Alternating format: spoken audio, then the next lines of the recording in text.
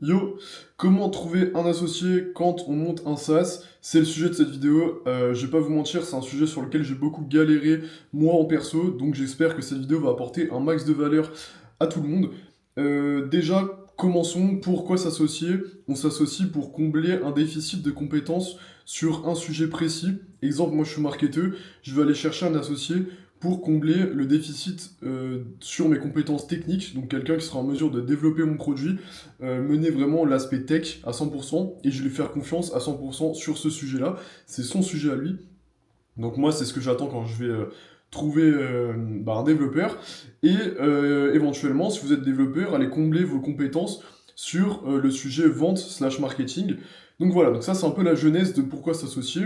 C'est vous avez des compétences, mais il vous manque des compétences sur un autre domaine, et là vous allez chercher quelqu'un qui va combler ces compétences-là. Ça c'est c'est le pourquoi s'associer. Déjà, comment trouver un associé? Donc là, vous allez avoir plusieurs méthodes. Il n'y a pas de bonne ou de mauvaise méthode. L'idée, c'est d'aller chercher les gens où ils se trouvent. Si vous connaissez des endroits où des développeurs se retrouvent et que vous cherchez des développeurs, bah, allez simplement chasser là-dessus. Ça va être sur des Discord, sur des groupes Facebook, je sais pas, même si c'est un peu fini. Plein d'exemples, il y a plein de trucs.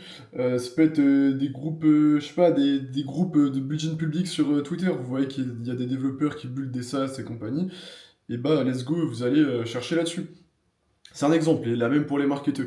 Moi, ce que je peux vous donner, c'est par exemple mon Discord qui est en bio, qui est gratuit. Il regroupe plein de développeurs et plein de marketeurs autour du sujet du SaaS. Il y a d'autres Discord qui existent autour du sujet du SaaS, pardon. Ouais, allez, dites-le, c'est assez compliqué, vous allez voir. Et en fait, là, on parle de SaaS, donc forcément, vous allez avoir des gens qui sont intéressés par la création de SaaS, et potentiellement, vous allez avoir des gens qui veulent créer des SaaS, qui soient marketeurs ou développeurs, et c'est là où en fait des connexions peuvent se faire. N'hésitez pas à aller parler aux gens, n'hésitez pas à mettre des posts. Si vous avez un peu une petite communauté sur Twitter, mettez que vous recherchez un développeur, allez sur LinkedIn. Vous pouvez mettre des annonces de recherche de co-founder sur Indeed, sur LinkedIn, sur voilà, plein de choses. Et là, vous étudiez un peu toutes les possibilités. Là, on va lister un peu les erreurs du coup à pas faire et les choses à faire attention quand vous cherchez un développeur. Moi, ça m'a coûté plusieurs dizaines de milliers d'euros, je pense, et plusieurs mois de pertes. Donc faites attention à ces erreurs-là, parce que j'y suis passé. Déjà, calibrez vos attentes. C'est quoi votre vision de ce projet?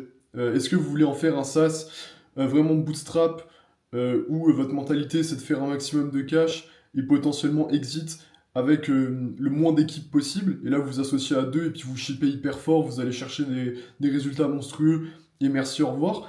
Est-ce que vous voulez lever des fonds, en faire une vraie boîte à la Station F et compagnie, et voilà, rentrer dans l'écosystème startup, French Tech, tout ça? Peut-être. Ça, c'est à vous de définir un peu la vision où vous voulez aller. Même votre vision personnelle, est-ce que vous, votre but, c'est de s'expat? Pas avoir de bureau, être en mode digital nomade, et vous, ça vous emmerde, 9h-17h, faire une boîte structurée, aller au bureau, ça vous emmerde. Bah ça, c'est votre vision, et définissez-la bien, parce que votre associé, il faut qu'il ait exactement la même, sinon ça va bloquer. À un moment, vous allez voir, vous allez avoir des désaccords, et ça, c'est trop important. Deuxième chose, le timing.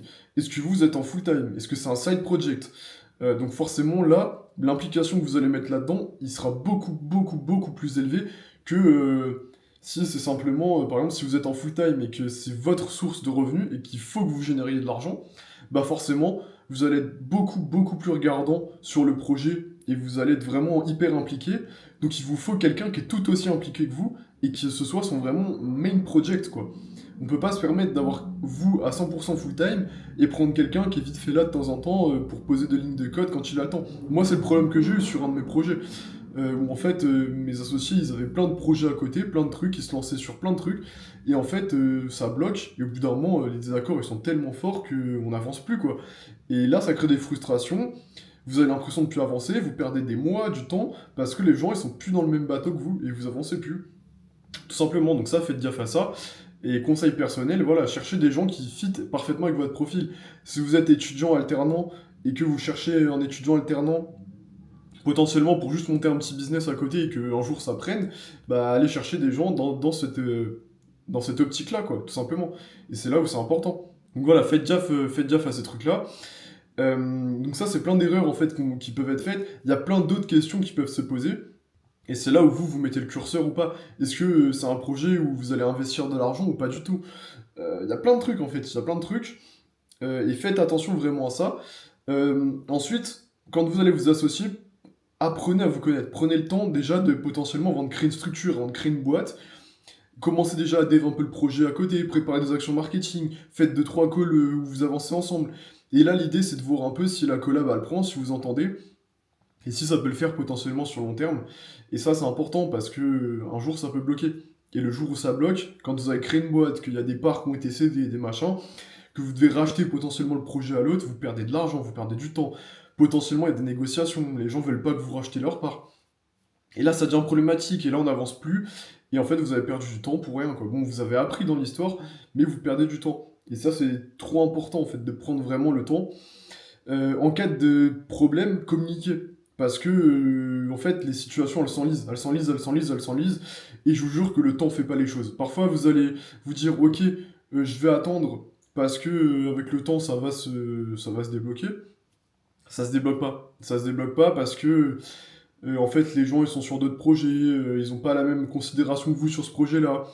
Donc allez-y, parlez, mettez en place des actions. S'il faut racheter des parts, faites-le le plus vite possible. S'il faut dégager des gens, faites-le le plus vite possible. S'il faut cut des associations, faites-le le plus vite possible. Mais il faut que ça bouge. Parce que le temps, il est trop précieux. Vous pouvez pas perdre des mois en pensant que la situation, elle se réglera avec le temps, parce qu'elle se réglera pas avec le temps. Et vous allez être frustré parce que vous aurez pu générer des profits, démarrer vraiment l'activité à 100%, et vous avez juste perdu du temps, quoi. Et moi, ces erreurs, je les ai faites, c'est pour ça que je vous le dis aujourd'hui. Le but de cette chaîne, c'est un peu de partager un peu là où je suis passé et les problématiques que j'ai eues. Et c'est important pour moi que vous fassiez pas les mêmes erreurs, tout simplement. J'ai rien à vous vendre, juste je documente un peu ma vie de jeune entrepreneur dans le milieu du software. Et c'est cool en fait de pouvoir partager gratuitement. J'aurais kiffé avoir des gens au même stade que moi qui me partagent un peu cette valeur-là. Bref, voilà, c'était un peu la genèse de cette vidéo. Vous faites pas avoir sur les associations. Faites attention, prenez le temps de vraiment de calibrer votre vision, ce que vous voulez, avec qui. Et essayez de trouver des gens qui sont complémentaires, qui vous correspondent. C'est vraiment compliqué. On se trompe sur les associations parfois. Ça arrive, c'est ok. Mais restez pas sur des non-dits. Et voilà, tout simplement. Sur ce, j'espère que cette vidéo vous aura aidé. C'était Elio. N'hésitez pas à mettre un com, un petit like, à vous abonner l'équipe. Mon Discord est en bio si vous voulez rejoindre. Softchurch, pareil, mon SaaS pour trouver des idées de SaaS et en bio. Sur ce, bisous l'équipe. À la prochaine.